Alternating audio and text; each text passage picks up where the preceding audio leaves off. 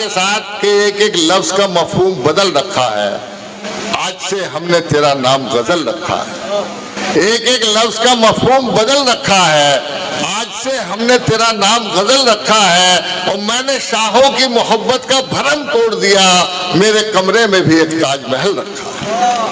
गजल का खूबसूरत ताजमहल अपने दिल के कमरे के सजाकर पूरी उर्दू दुनिया के सामीन के दिलों को अपनी खूबसूरत शायरी से मुअत्तर करने वाला दबिस्तान दिल्ली का वो अजीम शायर, जिसकी फितरत में शायराना सलाहियतों का एक बहर ज़फ़्फ़ार मौजूद है। एक अच्छा और सच्चा शायर जो गज़ल की नज़ाकतों को भी समझता है और ज़बान बयान की लताफत के हुनर से भी बखूबी वाकिफ़ है। सादगी, सलासत, बुलंद ख्याली और शेर को एक अछूते और बावकार अंदाज में कहने के फ़न से बखूबी वाकिफ़ है। दबिस्तान दिल्ली के बहुत ही अजीम और बाकमाल शायर हमारे दोस्त मोहतरम इकबाल अशर साहब। मैं इन अशार के साथ कि चांद एक टूटा हुआ टुकड़ा मेरे जाम का है, कौल ये मेरा नहीं हजरत खयाम का है, और हमसे पूछो कि गजल मांगती है कितना लहू, सब समझते हैं ये धंधा बड़े आराम का है। जोरदार तालियों से इस्तकबाल करें जनाब इकबाल अशर।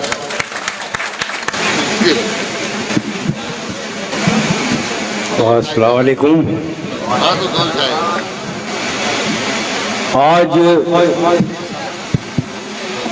मैंने सरधना का असली चेहरा, जो सरधना की सही तस्वीर उस वक्त देखी जब आपने आज़म शाकरी की गज़लें सुनी। वाकई बुज़ुर्ग बहुत जिक्र करते हैं, जैसे प्रोफेसर वसीम बरेलवी साहब, राहत साहब भी बड़ा जिक्र करते थे सरधना के लोगों के हुस्न समाअत का, और आज आपने उसका सबूत भी दिया कि आप वाकई गज़ल की इशारियत और उसकी रमजियत से बखूबी वाकिफ़ हैं। मैं मुख्तसर कलाम सुनाऊंगा। एक गज़ल के चंद शेर पहले समाअत फरमा लें। अब ये जाहिर है कुछ कहने सुनने का ऐसा मकाम नहीं है। आप जो अच्छा शेर होगा उस पर दाद दे ही देंगे इंशाल्लाह। मैं इस उम्मीद के साथ कि मतलब पढ़ता हूँ। जी इरशाद। बेफैज़ एक चराग बताया गया मुझे, समाअत फरमाए जरा सा साथ दे मेरा। बेफैज़ एक चराग बताया गया मुझे, बेफैज़ एक चराग बताया गया मुझे, सूरज बुझा तो ढूंढ के लाया गया मुझे, सूरज बुझा तो ढूंढ के लाया गया मुझे। अब ये दरख्वास्त है, ये जी और दबाना दरख्वास्त है कि जरा बेदार रहिए। सूरज बुझा तो ढूंढ के लाया गया मुझे, उभरा हर एक बार नया फूल बन के मैं, उभरा हर एक बार नया फूल बन के मैं, मिट्टी में जितनी बार मिलाया गया, बहुत अच्छे, जिंदाबाद, बहुत अच्छे। मिट्टी में जितनी बार मिलाया गया मुझे। और शेर अर्ज कर रहा हूं कि हैरान हूँ मैं वक्त की तकसीम देख कर। भाई कई लोग तो सो रहे हैं भाई, नहीं उठाओ। ये भी गजल का एक असर होता है, ये भी एक असर है गजल का। हैरान हूँ मैं वक्त की तकसीम देख कर, हैरान हूँ मैं वक्त की तकसीम देख कर, किसके लिए था किस पे लुटाया गया मुझे, जिंदाबाद जिंदाबाद। के लिए था किस पे लुटाया गया मुझे। और देखिए एक बड़ी अक़लियत की नुमाइंदगी करते हुए शेर पढ़ रहा हूं मैं। किसके लिए था किस पे लुटाया गया मुझे, पहले कहा गया कि लब आज़ाद है तेरे, हिफाजत कीजिएगा दूसरा सानी की। हाँ जी, पहले कहा गया कि लब आज़ाद है तेरे, मैं बोलने लगा तो डराया गया। जिंदाबाद। बहुत शुक्रिया। पहले कहा गया कि लब आज़ाद है तेरे, मैं बोलने लगा तो डराया गया मुझे। और ये भी हमारा और आपका एक मुश्तरक दर्द है। समाअत फरमाइए जी इरशाद। कि शामिल तो कर लिया गया अहबाब में मगर, शामिल तो कर लगा अहबाब में, शामिल तो कर लिया गया अहबाब में मगर, महफिल में सबसे दूर बिठाया गया। जिंदाबाद। बस शायरी हो रही है माशाल्लाह, बहुत बढ़िया, जिंदाबाद। शामिल तो कर लिया गया अहबाब में मगर,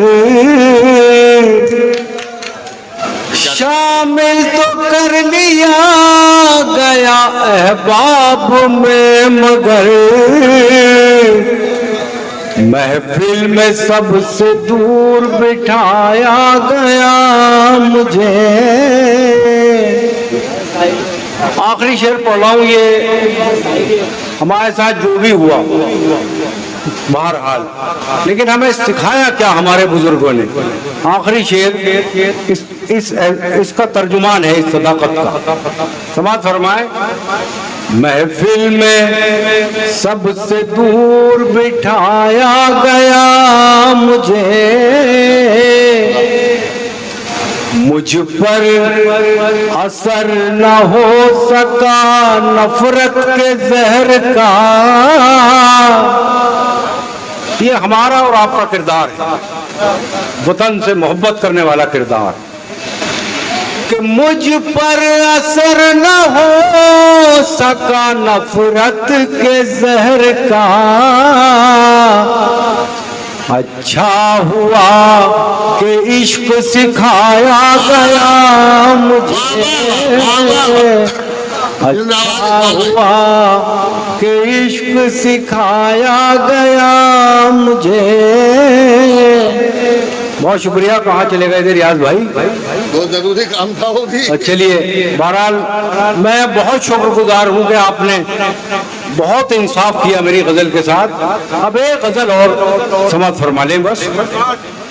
ये गजल कुछ असातिज़ा कराम, हमारे शाह साहब जो हमारे हैं, ये उस्तादों के उस्ताद हैं, तो ऐसे अहले नज़र शाह साहब सामे भी मौजूद हैं सामीन में, तो मैं मुमकिन है कि सफ़े सामीन में कुछ शोरा भी हों। एक मुख्तसर सी बात है गज़ल सुनाने से पेशतर, और वो ये है कि मैंने इस गज़ल में एक ही काफ़िये से काम चलाया है। पूरी गजल में एक ही काफिया इस्तेमाल किया है मतले के अलावा। समात फरमाइए, ये बहुत महजूज होंगे आप अदबी तौर पे अगर आपने मेरा साथ दिया। 4-5 शेर हैं, समात फरमा लें। भाई दोस्तों जरा मुतवज्जे हो जाइए, आप बहुत अच्छा सुन रहे हैं।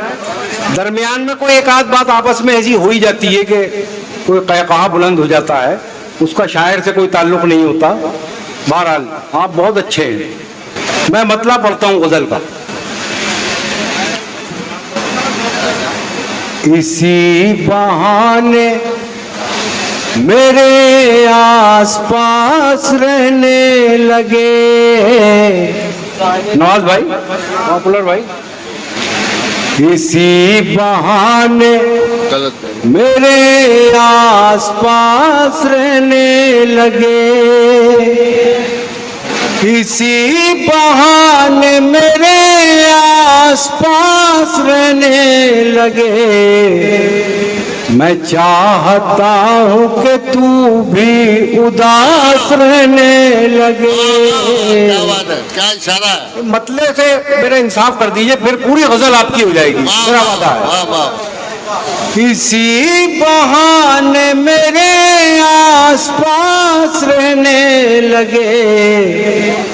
मैं चाहता हूँ कि तू भी उदास रहने लगे।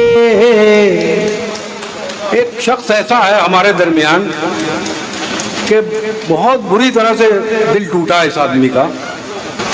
इसका इजहार भी कर रहा है ये आदमी खुलेआम। बहरहाल आप, अल्लाह आपको सब्र दे। बैठे। आशिकी सब्र तलब और तमन्ना बेताब। शेर समात फरमाएं दोस्तों। मैं चाहता हूँ कि तू भी उदास रहने लगे। कभी कभी की उदासी भली लगी ऐसी।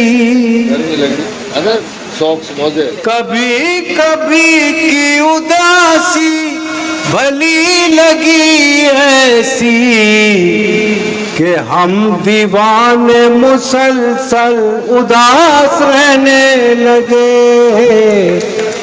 और देखिए ये एक शेर सुनाने आया हूं मैं आपको, बस ये यकीन रखिए मुझे इतना अजीज है ये शेर। समाज फरमा रियाज भाई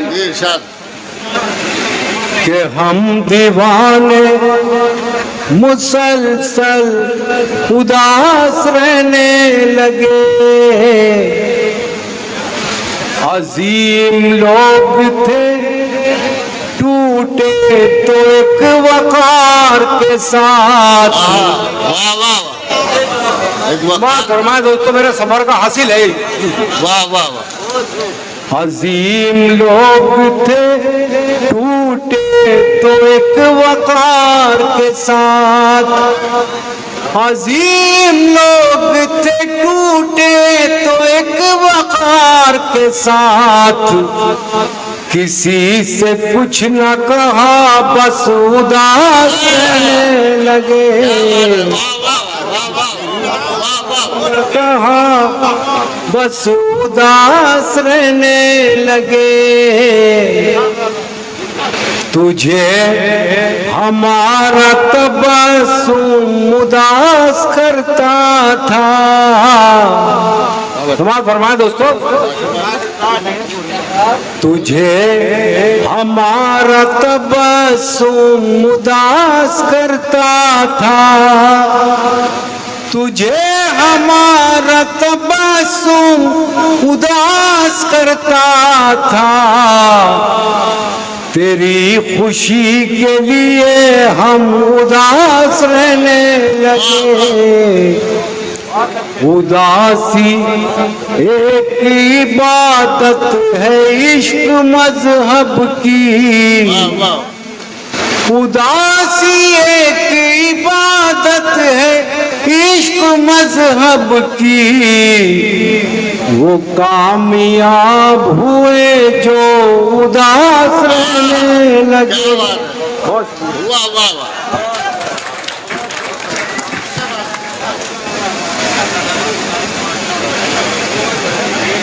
हजरत जनाब इकबाल अशर ने बहुत ही खूबसूरत उम्दा और मयारी अशार पेश करके हमारे मुशायरे का वक़ार बुलंद किया।